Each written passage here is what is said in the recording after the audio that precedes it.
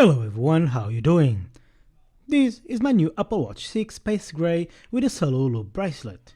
I bought it a few weeks ago and I wanted to test a few features before I would do a couple of videos about it.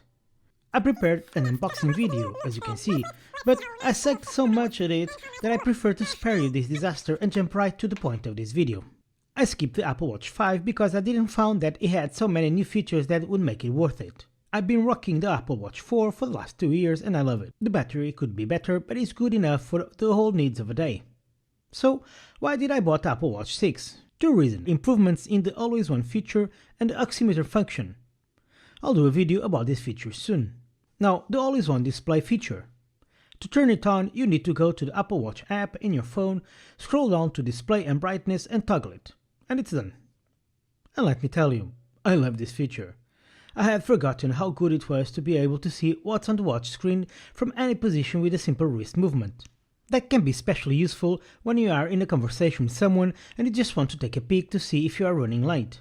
How much more battery will this feature drain? Will I be able to use my watch all day long without being concerned that the battery will run out? That's what I tested out. When I was preparing the battery test, I intended to use both watches at the same time during the day so they would be subject to the same situations. But I quickly realized that, although I could have both watches paired with the same phone, I can only have one of them connected, which means that only one of them can receive all the notifications, track activity and so on. Even so, I decided to go through with the test and see how much difference would it make. So I would use both watches at the same time, but only watch 6 would be connected to the iPhone. Also, it would have the Always On display feature set to on. Okay, explanations aside, let's jump into the test. So I started this test around 9 o'clock with both watches showing 100% of battery. Watch 6 is the one with the blue bracelet on the left wrist and watch 4 on the right. Alpha Day has gone and watch 6 is showing 82% of battery and watch 4 89%. Around 3:30 PM, watch 6 is showing 76% and watch 4 84%. So there was an increasing lead by the watch 4, but remember, only watch 6 was receiving notifications and has Always On toggle on. 2 hours later, watch 6 presented 67 battery and watch 4 76. At this point I was back home, so watch 4 was displaying some information, although not the same amount as watch 6. Dinner time was done and by 10 PM watch 6 was displaying 44% of battery and watch 4 60%, showing a difference of 16% favoring this one. Around midnight, battery on the watch 6 has dropped to 37% and watch 4 still had more than 50%. At this point, we can already conclude that watch 6 has enough battery juice to get you along the day, even with Always On display. But I wanted to take this test further and see what would happen to the battery if I used the watch 6 to track my sleep activity, something that I couldn't do on the watch 4.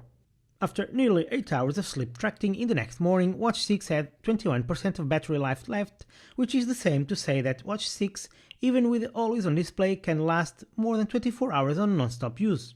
Looking at watch 4, it still had 37% of battery life left, so 13% more. But I wasn't happy and I wanted to take this test even a little bit further. I wanted to know if watch 6 would charge faster than watch 4, and I wanted to know how much different things would be if Always On display would be toggled off. So I charged both to 100% and the first thing I noticed is that watch 6 charges much faster than watch 4. My measures pointed to a 20 to 30% times faster to reach 100% battery. Okay, both watches are charged to 100%. Let's see how they hold up now that watch 6 has the Always On display toggled off. But remember, watch 6 is the one that is paired with the iPhone. 2 hours later, watch 6 still showed 100% battery and watch 4 97%. By 3 PM, battery on the watch 6 still was on 94%, 10% more than the watch 4. So, watch 6 after 5 hours only had lost 6% energy, which is quite amazing. We put 3 hours more on the clock and watch 6 is running now with 87% battery, watch 4 75. So, both watches holding really well throughout the day. And we kept going with the test with 2 more measures at 9 PM with watch 6 showing 80% battery and watch 4 with 62. The final time we clocked our watches was at almost 11 PM and watch 6 still had left 77% battery. And remember, although the always-on display was off, it kept receiving all notifications and all measurements. With 20% less battery, watch 4 was holding solid, assuring us that it would last all day long. So there you go people, after 2 years of its release, watch 4 still puts a fight and can last all day long if you need it to. New versions are no longer available since the launch of watch 5, but if you can get your hands on a second-hand version and you don't have the money to buy the newer ones, you won't be disappointed. Honestly, I would rather buy a second-hand watch 4 version than a new watch 3 that you can still buy from the Apple retail stores. But of course at the start of the show is a new watch 6. It can be used all day long with some energy to spare in case you wish to use it to track your sleep, and because it charges faster, 30 minutes of charge while you are getting ready in the morning will be enough to juice you up. And if you need extra battery, you just have to turn off always on display and you are good to go. Thanks for watching, and thanks to all of you that keep watching my videos. See you next time.